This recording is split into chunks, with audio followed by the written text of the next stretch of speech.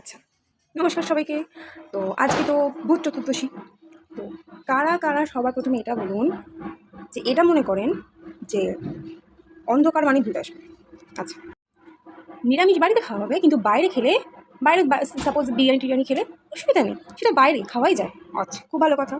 আজকে ছাদে আমি মোমবাতি দিতে যাচ্ছিলাম, তো অনেক খাওয়ার জন্য ক্যান্ডেলগুলো মানে নিভে যাচ্ছিলো। তো পাশের বাড়ি একটা কাকা বলছে, ভূত আসছে বাড়িতে, তাই তোদের বাড়ির মোমবাতিগুলো নিভে যাচ্ছে। খুব ভালো কথা। তা তোমাদের ছাদে যে মোমবাতিগুলো দাওনি, তার বেলা তোমাদের বাড়িতে ভূত আসছে না, আর আমি দিচ্ছি ভূত আসছে? আজব ব্যাপার। সারাদিন নিরামিষ খাবার পর বাবা এনেছে বাড়িতে বিরিয়ানি।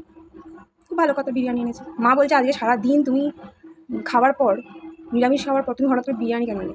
বাবা বলছে অসুবিধা নেই, বাইরের খাবার তো, বাইরে খেলে কোনো অসুবিধা নেই। তাহলে বাইরে খাবো মানে এটা কি? বাড়িতে তুমি বিরিয়ানিটা এনেছো, বাইরে খাবো মানে কী বলতে চাইছো?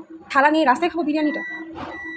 আর সারাদিন খাওয়ার পর আর মানে আর 2-3 ঘন্টার জন্য কাটানো যায় না লুচি খেয়ে?